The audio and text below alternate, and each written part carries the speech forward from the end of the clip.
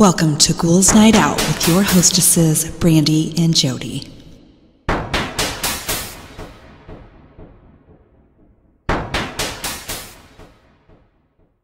Hello, beautiful ghouls. Welcome. This is Brandy. I'm here with my sister, Jody. Hello. So, last week I mentioned if you go on BuzzFeed and you go to a link, you can recommend us to listen to this year. And Laura went on there, and apparently there's a deadline for it, so we missed it. Bummer. So, yeah, if you guys went to the link and tried to recommend us, we really appreciate it. But unfortunately, we're just going to have to wait till next year, I guess. Yeah. So we'll bring it up again next year. Okay, so this week I have some weird celebrity facts that are 100% true. And I got this off of Ranker, and the article was written by Katya Klayman. James Lipton used to be a pimp. Wait, who's James Lipton? He is Inside the Actors Studio host. Oh, I don't know what that is. He's a weird guy. He's been on a couple of things. He does cameos every now and then, but he seems very distinguished in English and like a very just distinguished guy. Like proper and... Yes, that you But he used to be a pimp? Apparently, yeah. Says James Lipton may possibly be one of the most refined men in show business, but the Inside the Actors Studio host didn't start off that way. He actually managed a bunch of sex workers in Paris in the early 50s. Yes, that's right, James Lipton was a pimp. He made a decent living at it, too. I'm pretty sure if you saw a picture, you would know probably who it was. Yeah, that's funny. Dr. Ruth is a trained sniper. Dr. Ruth. Dr. Ruth is the sex doctor. Oh, okay. She's a trained sniper. Apparently. That's funny. Famous sex therapist Dr. Ruth Westheimer may teach you a trick or two about spicing up your love life, but did you know she also probably will blow your brains out from about 400 yards away? She was a sniper in the Israeli army during the early formation of the state. Also, she was apparently an excellent shot. Wow, that's cool. That is fucking cool. Isn't she, like, really little? And... She's tiny, little old lady, and she's a sex therapist. Yeah. She was real big in the 80s and 90s, yeah. like 80s and 90s. Yeah, That's hilarious. Great. Yeah. Next one, Christopher Walken used to work as a lion tamer. Yeah, I could kind of see that. Yeah. When Christopher Walken was 16 years old, he worked several odd jobs, one of which was a Limon? What the fuck is Limon? It's a mix between a lemon and a lime. No, that's lion tamer altogether. Oh. Okay. He was a lion tamer in a circus. Well, he was the assistant lion tamer, or limer, to the head tamer, Terrell Jacobs. When Terrell Jacobs, would finish his act, there would be one lion left, and I used to go in to have this lion do tricks. It was a female lion. Her name was Sheba, and she was very sweet, Walken said in an interview with Vanity Fair. Limon. Okay. Simon Cowell polished Jack Nicholson's axe on the set of The Shining. Ooh, really? Yeah. That's cool. I know. Before Simon Cowell was up on his high horse judging others' talent, he was at the bottom of the entertainment totem pole polishing set props. He got a job as the runner on Stanley Kubrick's The Shining at Elstree Studios in London. Apparently, he buffed Jack Nicholson's axe before the famous "Here's Johnny" scene. That's funny. Yeah. Kesha collects her fans' teeth. Ew! She's fucking weird anyway. Yeah, she is She weird. has claimed to have sex with a ghost, I think. Really? I think she's said she's had sex with a ghost. Pop star Kesha has never been known for her conventional ways, but in 2014, she set off even more unconventional alerts when she returned for a stint in rehab and thanked her fans for their support. That's a nice gesture, but she followed up the gratitude by asking them to send her unwanted samples of their teeth because she reportedly had a pearly white craft project in the works at rehab.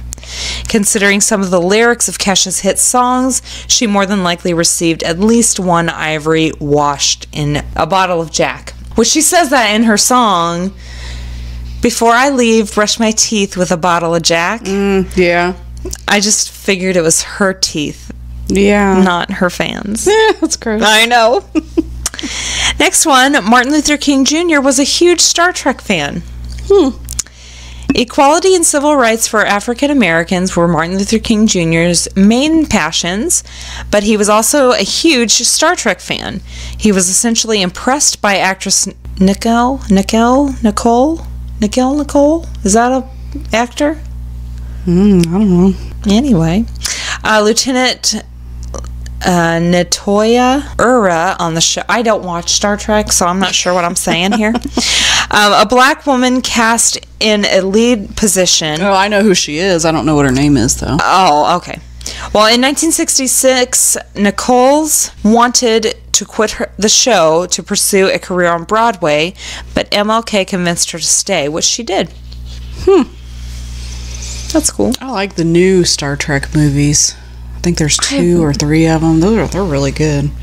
I watched the first one with, I remember Zachary Quinto was Spock.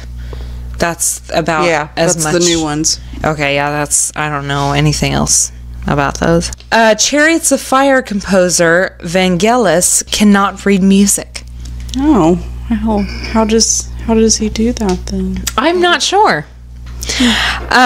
Vangelis is a famous composer behind the scores for Chariots of Fire and the original Blade Runner, but did you know he cannot read a single line of music? He's not only the musical genius who is musically illiterate, but Pavarotti and Jimi Hendrix couldn't read music either. That is crazy. That's what you call the, what are those people called that it just comes to, it's just natural talent? Yeah. Well, honestly, I'm a singer, and I can read music, but it's been a long time, and I don't know if I could, I can kind of figure it out. Yeah. But if you let me hear something, I can totally mimic it. No problem whatsoever, without reading any music at all. There's a word I'm looking for, though, for prodigy. Oh. Yeah, I could see that. But yeah, if it comes naturally, it comes naturally. Especially with music. But yeah, you could totally make up a song without reading music. I can get that. I get that. Anyway, Nolan Good is actually in Mensa. Nolan, that? he is the kid on Modern Family. No, I don't watch that. Oh. Okay. Nolan Good plays the dumbest Dunphy sibling on Modern Family, but did you know that he is an actual genius in real life? He is a member of Mensa and has the IQ of 150. He has graduated from high school at the age of 13. Wow. Which have you ever watched Modern Family? No. It's fucking hilarious. I know. My friend Jeff loves that show. It's really funny. But, if you're not into it, you're not into it. I get it. Next one, Elvis Presley was actually a blonde. Elvis Presley is known for many things. His voice, his sinful gyrating pelvis, and his jet black coiffed hair. One of those things on the list is totally fake, though, and it's not his pelvis. Elvis is a natural blonde. In his earlier days, he even admitted to coloring his hair with black shoe polish to achieve his signature look. Interesting. I did not know that. That is interesting, yeah. Harrison Ford landed the role of Han Solo by sheer dumb luck. I love him. I know. Oh, man, he was fucking hot. I know. You don't think of the original Star Wars without thinking of the hunky Harrison Ford as Han Solo, but he almost didn't get the role. He was working as a carpenter installing a door for Francis Ford Coppola when George Lucas stopped by and was convinced to let Ford read some lines for the movie. That's cool. Yeah, I know. That's actually crazy. Did you ever see him in the movie Sabrina? I did. I love that movie. You know what? It was, okay, I was probably 14 at the time that came out. I had just started dating my very first boyfriend, and he thought it would be a great idea that we watch a movie with his parents in their living room, which was Sabrina. And I was so nervous and distracted that I did not watch one single second of that movie. And it was very awkward and weird, and yeah. Did you ever see Regarding Henry? That is one of my favorite movies. Oh my god, ever. I love that movie. He was amazing in that movie. He was very good in that movie. He is just a great actor all around. I know, he is. Heard he was a dick though, which wouldn't Really? surprise me. Yeah. That sucks. I know. I can't stand that earring he's got. I know. What are you doing, dude? Seriously, what is that? Yeah, get rid of the earring, please, Harrison Ford. So like, I know you are listening.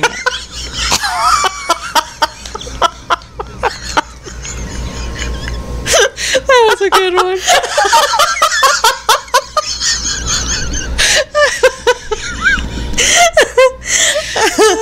Okay, next one. Katy Perry collects locks of hair from fellow celebs. Ew, Katy Perry? What are you doing? No teeth, no hair. Seriously. That's creepy. And gross. Nobody wants that.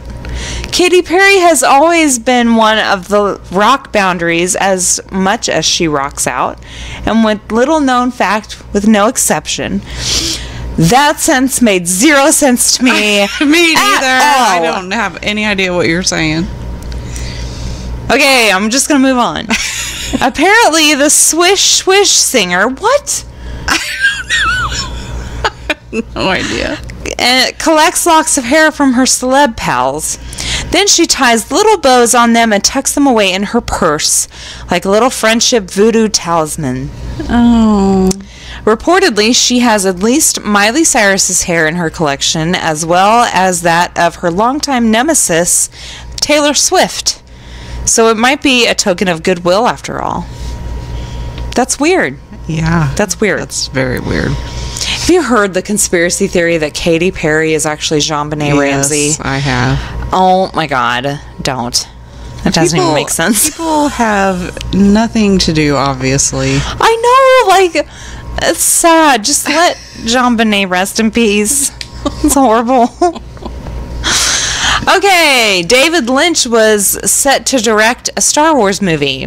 Star Wars Return of the Jedi was very close to becoming a much more surreal film about space than how it officially turned out. David Lynch was very close to directing the Star Wars film, even going as far as to meet George Lucas about the gig. If it had worked out, the film probably would have ended up looking more like Dune than Return of the Jedi we know and love today. Yeah, I don't think that would have turned out very good. Okay, next one. Steve Buscemi used to be a firefighter. Before Steve Buscemi's beautiful face made us fall in love with him in Adam Sandler comedy classics and Coen Brother movies, he had a hot career as an NYC firefighter. He worked as a firefighter in NYC's Little Italy for 4 years, beginning in 1980, and during the 9/11 terrorist attacks, he once again strapped back on his gear and assisted the FDNY on the ground. That's cool. Yeah, he was actually, I heard, like one of the first, well, not the first, after everything happened, he is, the first people that came to help on the ground. Yeah. Rob Riggle was a lieutenant colonel in the Marines. Who's that? He is kind of a B actor. Oh. But he has been in so many movies and TV shows. I don't even know. Like, did you see The Other Guys? He was one of the cops on that. Is he like an Italian guy? Yeah. Okay, I think I know who you're He's talking super funny. He's kind of intense. He always plays a dick. But he's really great and he's funny. He's a comedian. I think I know who you're talking about. Look it up. I mean, you can look up his picture. Yeah. Comedian Rob Riggle could probably make you pee your pants laughing, but he could also make you pee your pants in fear. Before The Daily Show and 21 Jump Street, Riggle was in U.S. military Marine Corps. He was in the Marine Corps for over 20 years. Wow. He served in Liberia, Kosovo, and Afghanistan as he Kosovo. Kosovo. What'd I say? Kosovo. I don't do geography. In Afghanistan, as he rose through the ranks to lieutenant colonel. Well, that's cool. I know, like I don't understand how people can go from like lieutenant colonels in the Marines to being like funny and shit. Yeah. It's crazy. Next one, Jerry Springer used to be the mayor of a big city. Fucking hate that show. I know, it's ridiculous, and it gives Americans a bad name, in my opinion. It's not Americans. Not all Americans act like that. It's disgusting, and unfortunately, a lot of them do. But a lot of them, yeah. I mean, unfortunately, yeah. Anyway, before Jerry Springer was hosting redneck fights and paternity test smackdowns on his talk show, he was Would you like another drink, Brandy? Yeah, I've had a really bad couple weeks. He was a successful politician. He was so successful, in fact, that he served as mayor of Cincinnati from 77 to 81. Oh, that's interesting. Yeah, but personal life leaks ended up derailing that career. I wonder what he did. Mm-hmm. From there, he went on to become a well-known, a well-respected journalist and Emmy Award-winning newscaster. Also, he did become the king. When did he become the king of daytime sleaze? He started the Jerry Springer Show in 1993 and started bringing on the most scandalous guests he could find for the shock value and ratings, which actually is brilliant. Yeah. Because everyone loves... People love to watch a train wreck. Yeah, exactly. So it really is brilliant, but again, it's just become embarrassing. Yeah. So... next one, Bill Murray tried to smuggle 10 pounds of marijuana through the airport. That does not surprise me at all. He's so fucking funny. I know. I heard one time that some guy was sitting in a restaurant. Bill Murray walked up to his table, grabbed a handful of his fries, shoved them in his mouth, ate them, and said, "Nobody's ever going to believe you." Tell anyone you want, no one's ever going to believe you. That's funny, but that's also kind of narcissistic. Yeah. Like, really, dude? I know, right? Bill Murray got arrested on his 20th birthday at O'Hare International Airport in Chicago with 10 pounds of marijuana that totaled about $20,000 in 1970. He was traveling back to school to continue his pre-med studies. Wow. Shut the fuck up. However, after his arrest, he decided to drop out before he was kicked out. But now... we can be thankful that he decided to go into comedy, though he may have made a great doctor. That's crazy. I think he's a better comedian. Absolutely. He's fucking hilarious. I love it. Next one, Chris Kirkpatrick didn't cut it as a Backstreet Boy, so NSYNC snapped him up. Did you know that NSYNC's existence totally depended on failed audition for Backstreet Boys? Chris Kirkpatrick had tried for an edgy member of the group, but ultimately went to AJ. But infamous manager Lou Pearlman wasn't done with Kirkpatrick yet. He asked him to find a bunch of guys for another group, and just like that, NSYNC was born. NSYNC was way better than Backstreet Boys. I mean, there's no question. I mean, anything that Justin Timberlake does is gold. Absolutely, yeah. I love him. He is amazing. Yeah, anything he tries, he's amazing. Oh, yeah. Yeah. Yeah, NSYNC was so much better. I never did like the Backstreet Boys, and I was obsessed with NSYNC. Yeah, I know. Well, it was like, well, honestly, I had a friend get in a car accident in high school and passed away. And right before he passed away, he had asked me for an NSYNC CD for Christmas, which I had gotten him. I had no fucking clue who they were whatsoever.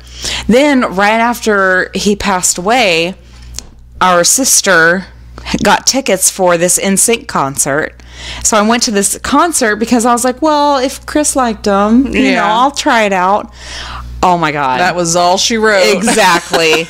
I instantly fell in love with these guys, and I love them ever since. They were good. Yeah. Yeah, so. We love you, NSYNC. We know you're listening too. Okay. Next one. Angelina Jolie wanted to be a funeral director. I can believe that. Absolutely. She's weird. Although today she portrays a much different persona than her younger, darker years, it's still a stretch to think that Angelina Jolie as a funeral home director, which at one point in time was her occupation of choice. According to an interview with 60 Minutes, she said, quote, "It sounds like a very strange, eccentric, dark thing to do, but in fact I lost my grandfather and was very upset with his funeral. How somebody passes and how family deals with this passing and what death is should be addressed in a different way. If this whole acting thing didn't work out, that was going to be my path." Which, that's great. Yeah. A funeral director should understand that everyone wants something different. Exactly. And every person is different. And yeah, I like that. And my last celebrity fact is Madonna uses a $600 face mask on her butt. Oh my God. Oh, Madonna. This figure of greatness launched a skincare line called MDNA Skin, and it includes a clay mask that somehow comes with a magnetic wand with which to remove it.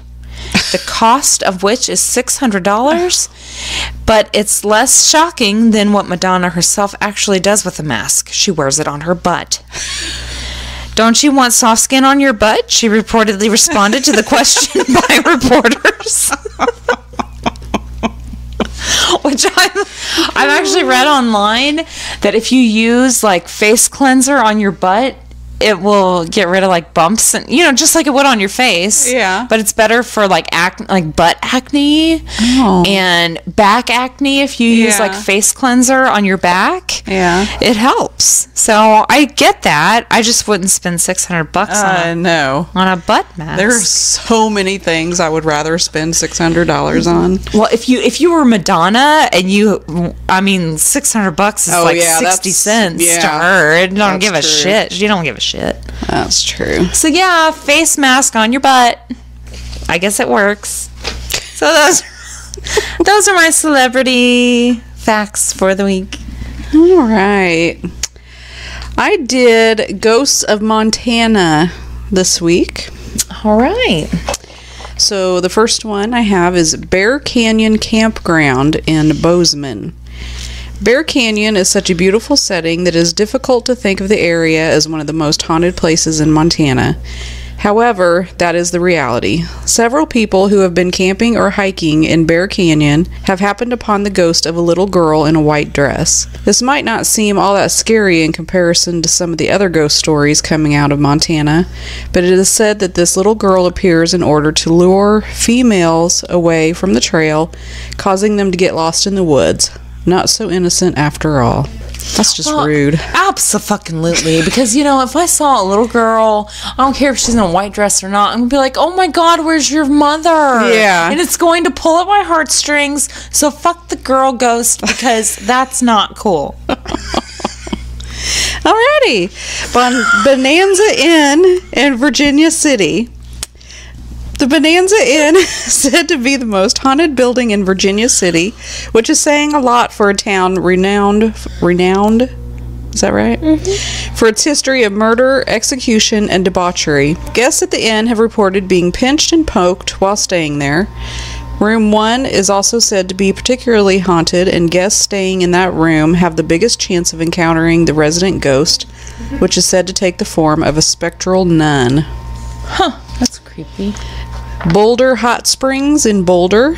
Boulder Hot Springs Inn and Spa was originally built in 1863, but it has undergone massive amounts of renovation since then to the point that it is almost unrecognizable. Despite this, the hotel is still considered to be a historic landmark in Boulder and one of the most haunted places in Montana. The main ghost that is said to haunt this location is said to be a female spirit called Simone. It is believed that she is the spirit of a prostitute who was murdered in the building by a mining executive. There have also been strange male voices heard in the property when nobody has been there. Some reports also say that there are spirits of children running through the halls at night. Little Bighorn Battlefield in Crow Agency. One of the most famous locations in Montana is also one of the most haunted places in Montana. We are, of course, talking about the Little Bighorn Battlefield. It probably goes without saying that this particular site is a prime location for paranormal activity. It is not at all uncommon to hear men screaming in agony or for apparitions to appear late at night. That sucks.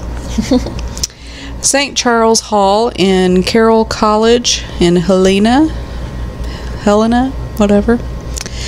The oldest building in Carroll College campus is St. Charles Hall. It is also one of the most haunted places in Montana. The building was named for St. Charles Borromeo and was constructed back in 1909 when the cornerstone was laid by President William Taft. These days, the building primarily serves as a dormitory. Oh, that'd be so creepy. Yeah. Some of the paranormal activity that has been recorded at St. Charles Hall includes one famous incident that occurred in 1964 on the 4th floor. A student was in the men's bathroom when he blacked out and hit his head on the sink. This caused hemorrhaging in his brain, and although he was taken to the hospital, he died of pneumonia a couple of weeks later. Oh, shit. Ever since then, students have experienced strange things on the 4th floor. Many of them report seeing a young man with a visible head injury in the mirror when they are brushing their teeth. Hell no! Oh my god. Could you imagine? No! Others have said that they turn on the faucet only for blood to come out instead of water. What? After several years of distressing reports like these from students, the bathroom was locked up and is no longer in use. Oh my fucking god. However, there are still reports of scraping noises coming from behind the locked door. No! That just gave me chills. Oh my god! There are also reports of the apparition of a student jumping out of a window to commit suicide. It seems that the event is replayed like an echo in time. Others claim that a number of priests have died in various parts of the building and still wander the halls, but the only documented occurrence is related to the young man who died in the bathroom. Oh my god. Where was that again? What was that? Wasn't it a college or something? St. Charles Hall at Carroll College. Wow. I ain't going there. You know, I think my car is haunted. What? Yeah. Okay, so I got a car. I'm the very first owner. It's brand new. Mm-hmm. And ever since I have gotten it, every now and then I will feel like, you know how when someone's sitting in the back and their knees Yes. push? I will feel that. I will feel that enough to reach in the back and make sure nothing is there. Ooh. I've always felt that. And then I was getting ready, and it could be the cold, but my car hadn't been started all day until I came here. I started the car, and I was like getting stuff off of it, and I sat inside and was like turning on the heat and stuff. There was like knocking, constant knocking coming from somewhere. I still don't know where. I think my car's haunted. But it's brand new. That knee thing is creepy. I've felt that since I got it.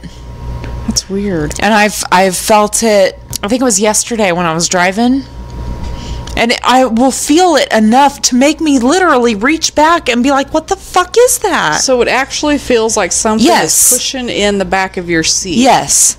Absolutely. 100%. And it's very random, and it's, you know, it's not all the time, but I will feel it every now and then, and I have no fucking clue what it is. That's weird. I know. Maybe the factory that my car was made in Michigan. Because it's a Ford, and it said it was made in Michigan. So maybe the factory in Michigan that I had my car made was haunted or something. Maybe. Anyway, sorry. It's all right. Copper King Mansion in Butte. The original owner of Copper King Mansion, William Andrews Clark, is apparently still haunting his former home. Some of the regularly reported activity in the house includes unexplained shadow figures, cold spots in the building, and a warm, welcoming presence. A warm, welcoming presence? Oh, that's nice for a change. Elks Lodge 537 in Miles City.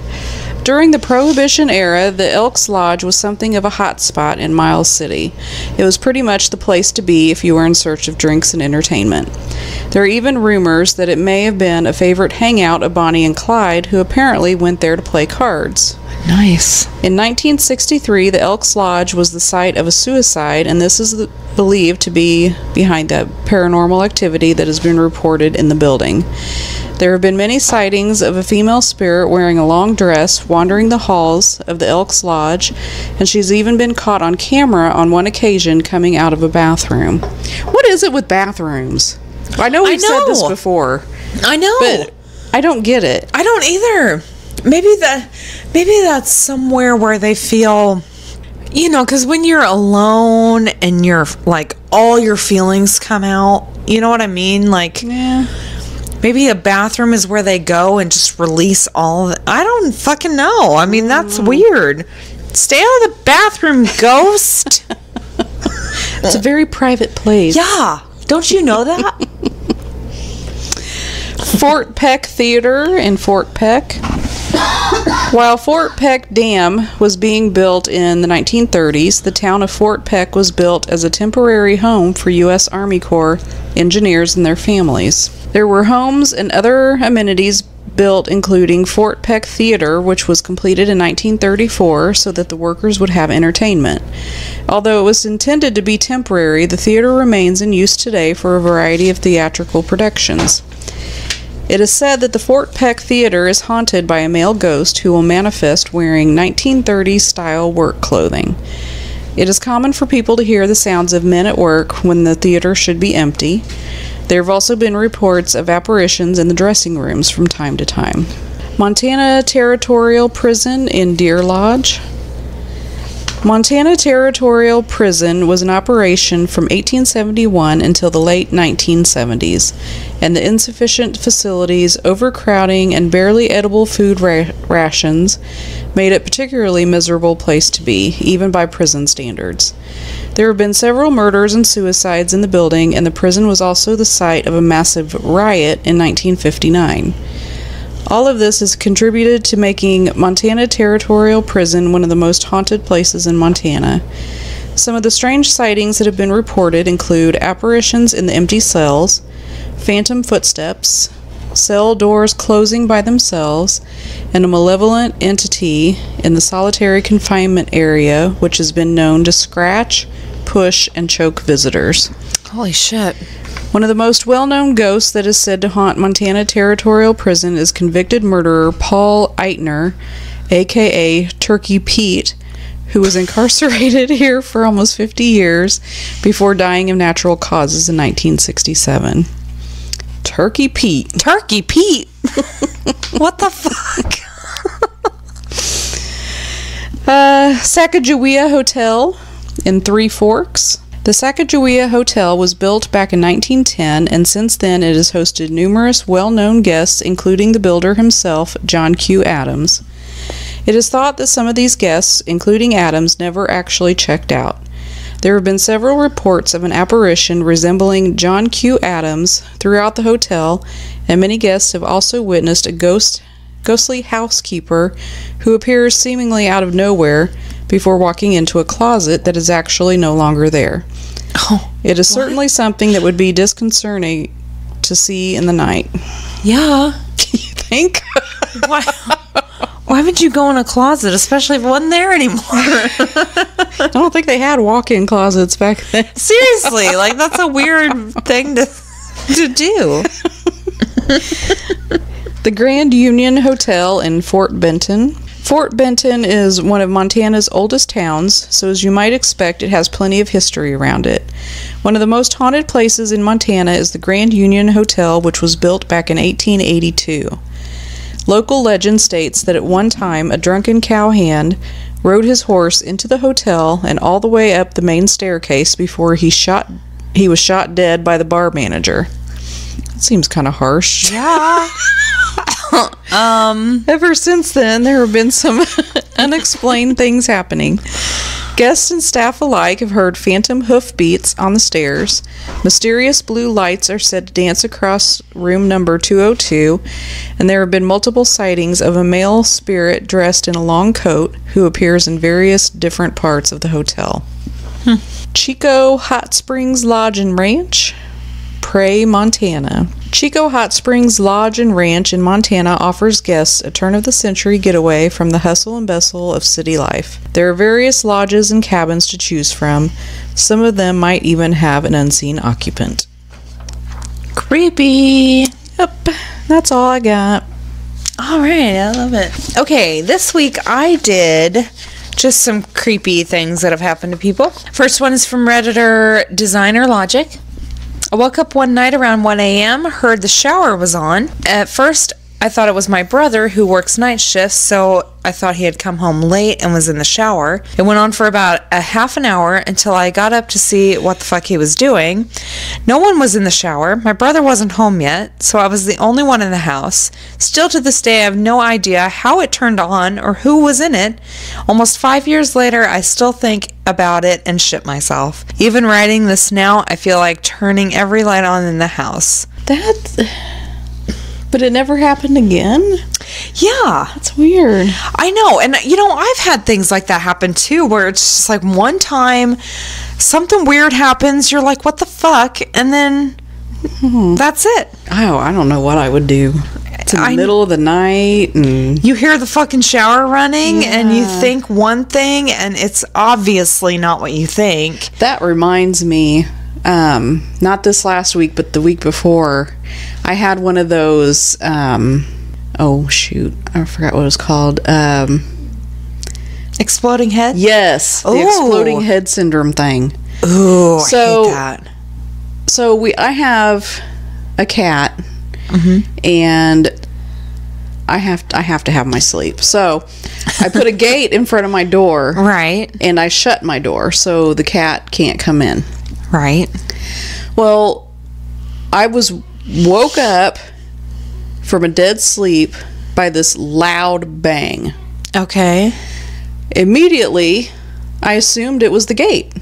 Oh, right. It was that sound, like, that really loud, like, slapping sound, like when you drop a book and it hits, like, flat. Yeah.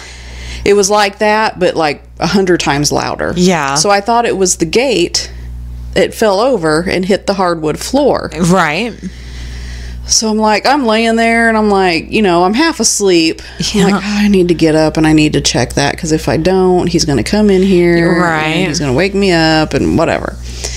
So I finally get up, I open my door, and the gate is still up. What the fuck was the noise? I don't know. I started walking around the house to see if it could be anything else. Nothing was out of place. So that's the only thing I can think of is that exploding head syndrome thing. That's weird. But it was so loud. That's what you think. I remember the last time I had that happen, it sounded like someone was knocking on the door, because I was in the living room on the couch, and I'd fallen asleep, and I thought someone was pounding on the door. Nobody was there. It woke me up. See, mine was just that one bang, and that was it. Oh my God. It God. was so loud. What the fuck? Is it all in our head? I don't know. And I'm thinking, okay, no, Peyton didn't react. Yeah. The animals didn't react. I have a dog. It has to be in your fucking It head. had to be in my head because creepy. nobody else reacted. That's so creepy. And I went back to bed and fell asleep. It was so, I know. What else do you do? I know. I hate that. Oh my God. I meant to tell you last week, but I forgot. Well, that's crazy. All right. So, next one is from Redditor T. Diggy. Driving to pick up a friend who was in this cabin party about 40 miles west of where I lived.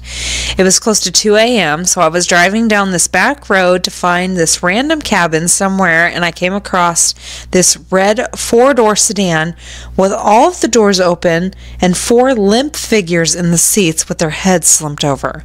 I did this story. What? I did this story once. You did? Yeah. That's weird. He doesn't stop. He goes to find his friend or whatever. For some reason his friend didn't come back with him, but when he came back, I don't remember what happened. Let me just read the rest of this. That alone kind of freaked me the fuck out. Later on, I'm driving again after a failed attempt at picking up my friend. Mind you, it's getting close to 3 a.m. and the only front seat passenger door was open, and every person in the car was staring at a dead stare directly at me as I drove 10 miles per hour past them. Yeah. That's fucking creepy, and I don't remember you doing that. Yeah, I remember that story. That's creepy. All right, next one. It's from a former Redditor. I was on vacation in Ithaca with my boyfriend at the time. We had literally, I'm talking 10 minutes, just gotten into town and stopped at a suspension bridge near Cornell's campus.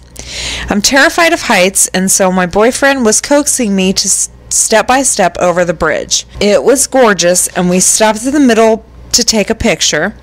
On the side we had come from, there was a parking lot with steps leading to the bottom of the gorge, but on the far side there was a hiking paths with no barrier. A woman walked past us and offered to take a picture for us, and we declined, and she smiled and walked quickly to the far side of the bridge, where she smoothly jumped off the gorge. Oh, what? There was not a second of hesitation. It was almost as she expected the path to keep going. Ooh. Oh my God. Like a real person, right? I don't know. That's all it is. That's it. That was it. That was the story. But did they look, and was she at the bottom? It doesn't say. I don't know. And I need details. I don't know. That was it. Okay. Next one is from Redditor Active Sloth 1234. This happened to Is that me. an oxymoron? Yeah. Okay. It actually sounds like me though. Recently, Active Sloth. Without the active. And it's not my fault. Okay. This happened to me when I was about 8, and it still scares me to this day. One evening, I went to let my dogs in from the back garden around 9 p.m.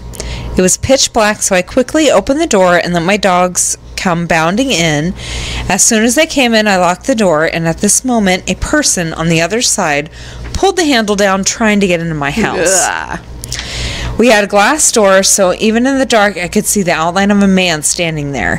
I ran to my dad, and he ran to the back garden after this man and saw him running down the road.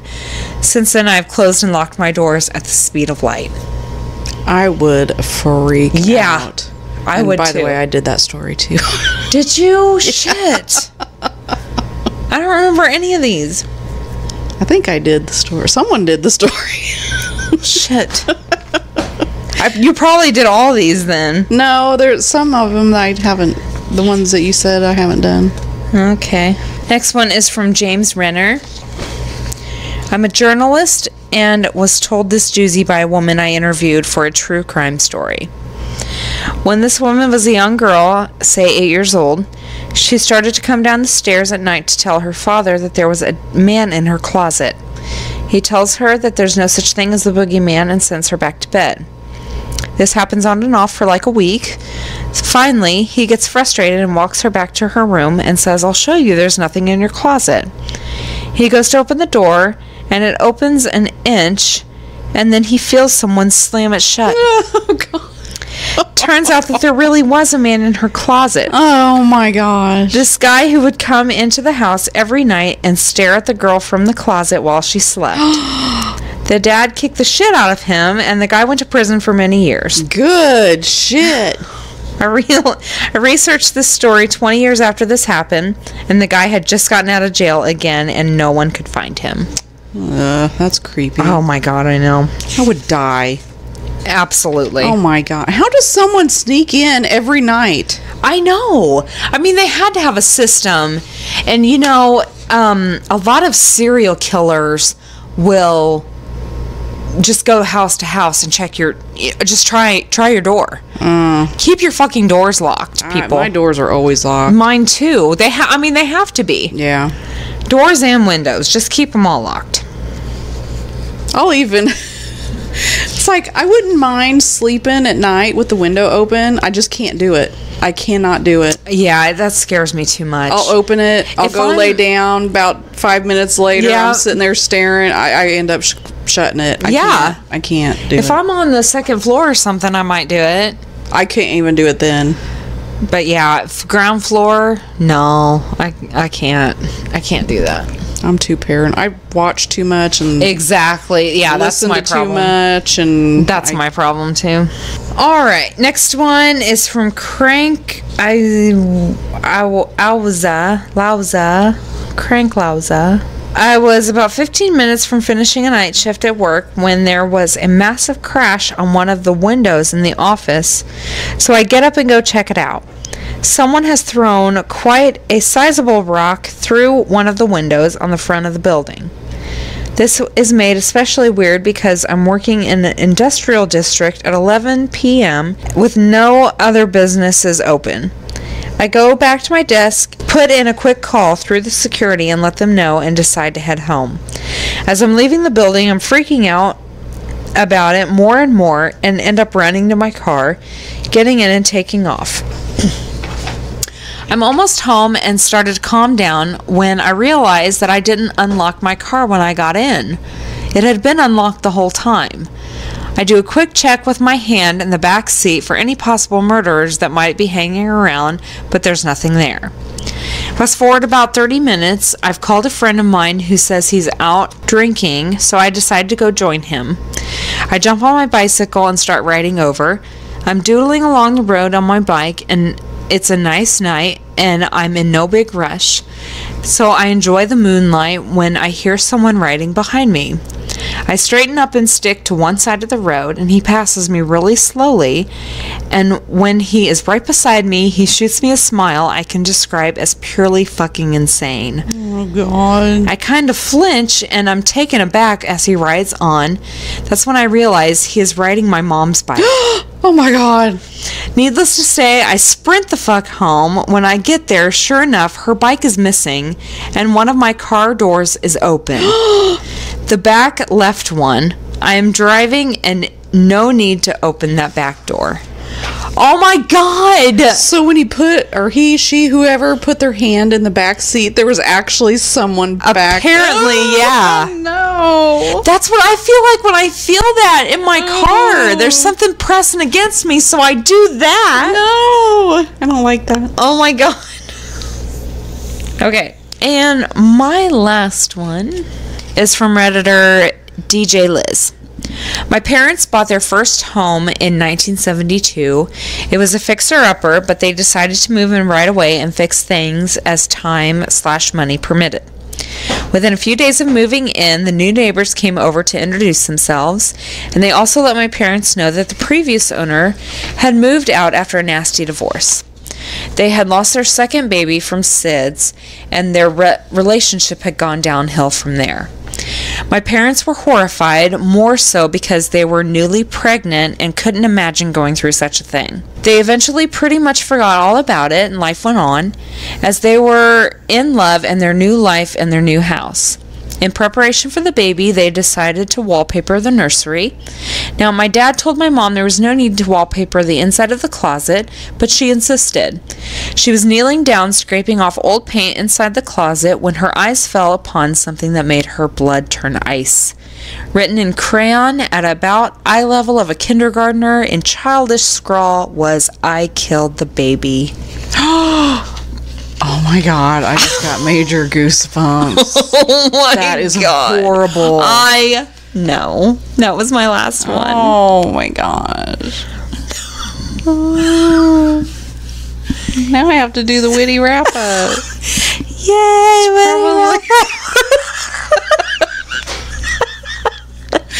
Okay. Okay, this week I did funny driver's ed Oh shit. stories. Okay. All right. I was the student in this case, and it's probably not the worst, but we were in a part of town I didn't know, and the teacher was also giving me directions. The teacher said, "Go straight through this light," and I did. Then he said, "Well, next time, wait for it to turn green first." Fortunately, there was no traffic.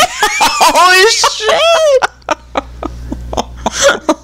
A former driving teacher told us a story about a girl, first time driving, flipped the car on its back during the road practice with another student in the car. Oh my God. The girl was driving and another student was in the back seat. The car was on a low-rise bridge and she hit the guardrail, and the car came crashing down and landed on its back.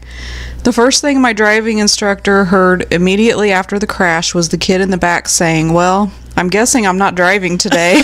Oh my God. Wow. Oh my gosh. That makes me feel so much better about my driving know. test.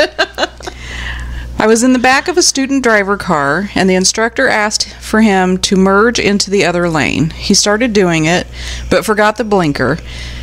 The instructor reminds him, "Kid fucking panics, starts swerving, turns on wipers full blast, activates washer fluid, has blinker on the wrong way, almost crashes us into another car before the instructor slammed on his passenger brake." It was funny. Oh my gosh. I was the student here. My mother was too scared to teach me to drive, so my first time behind the wheel was literally at driver's ed. The three student cars were parked side by side. I was assigned to the one in the middle. This is important. My instructor was slower than the other two, who promptly got their students in the vehicles and began taking off. Simultaneously, my instructor is slowly having me go through all the checks, seatbelt, mirrors, etc. As soon as I turned the key, both cars on either side of me began pulling out, giving me the sensation that we're rolling backwards. In that 1 to 3 second time frame, I began furiously stomping the brake and screaming, "Oh my God, I can't stop!" While the other two students, along with the instructor, look at me like I'm a fucking idiot. The instructor just looked at me and said, "You know you're in park, right?" Luckily, I somehow still managed to pass driver's ed and went on to get my license on my first try. Oh my gosh. Have you ever had that sensation though? Yes, I have. That is freaky. It is. That's hilarious. She's freaking out, and they're all just like looking at her. Oh my gosh. My driving instructor told me about a student who had wrecked his car. They were approaching a 4-junction roundabout, one of the built-up ones with small trees and shrubs in the middle, and he told her to go straight over, meaning the second exit straight ahead. Instead, she took his words literally and ramped the car onto the middle of the roundabout, crashed into a sapling, spun out, and hit a van on the other side. Oh my god. Oh my gosh. When I was in driver's ed on the first day, the owner of the driving school went up and told a story about a girl who he had been instructing a couple years prior. They were on their first highway drive behind a semi who was going the posted 55 or 60 miles per hour. So she asked if she could pass. He said that would be fine, but he grabs her hand when she immediately reaches for the gear shift. He asked what the hell she was doing. She said, "I was putting it in P for pass." What? gates. Oh my God, no! Could you imagine in the middle of the interstate? Oh my God! Oh my God! My sister is the worst driver I've ever seen, ever in my entire life. I tried to give her lessons, but she just either refused to listen to me or took nothing away from my lessons. She took months of driving lessons with a private teacher, plus multiple lessons with AAA. Nothing helped. Oh my God! She tailgates all the time, whether she's driving 25 miles per hour in a residential area or doing 45 miles per hour on the highway. And I'll get to that one in a moment. She will also be exactly one car length behind the person in front of her. She also has this habit of not even touching her brakes until it's almost too late. Instead of coasting to a stop when she comes upon a red light and gently braking over as much distance as possible, like normal people do, she waits until she's nearly at the damn line to just slam the brakes. What I have the fuck? definitely gotten whiplash from riding in a car she's driving. She also does this in traffic, but it's even more maddening. She hits the gas and jolts forward when the person in front of her moves forward, and then slams the brakes and ends up inches from their bumper instead of just releasing the brake pedal and letting the car roll forward on its own, and then gently pressing the brakes to stop. On top of this, she refuses to drive faster than 45 miles per hour, even on the highway where 45 miles per hour is the minimum speed limit, and everyone else around her is going 65 or faster. She won't even stay in the rightmost lane of the highway, which is the safest lane to travel. She causes traffic every time she goes on the highway and then complains that there's either always traffic on the highway or always people driving way too fast. She initially took driver's ed when she was 16, and I kept recommending to our mom to reschedule her driving test to a later date so she could take more lessons and get more practice and maybe figure out she's an idiot driver. She didn't end up getting her license until she was 20. She's going to cause an accident. I can't be in the car with her when she's driving. I'd have a panic attack and die.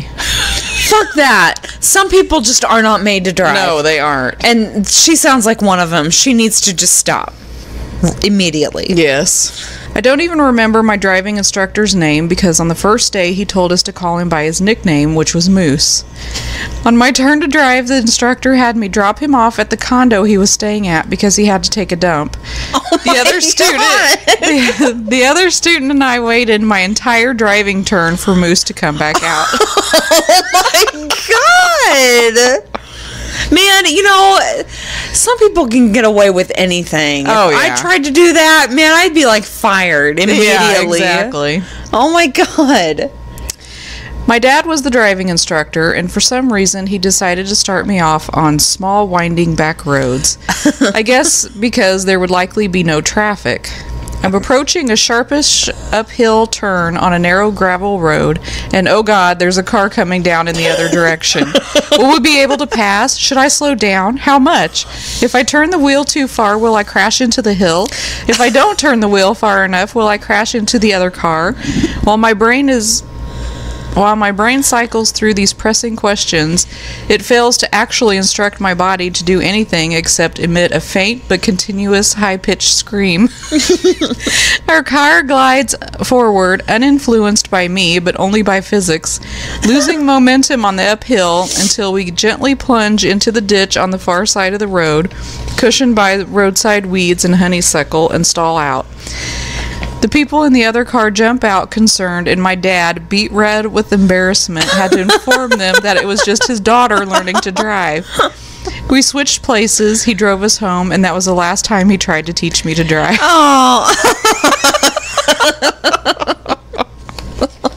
Not exactly a driving instructor, but during my first time driving, my mom asked if we could pull over to say a prayer twice. Oh no, that's never a good sign. Student here, I took driver's ed with a girl who lived down the street from me. They took the windows out of their house and bricked up the openings.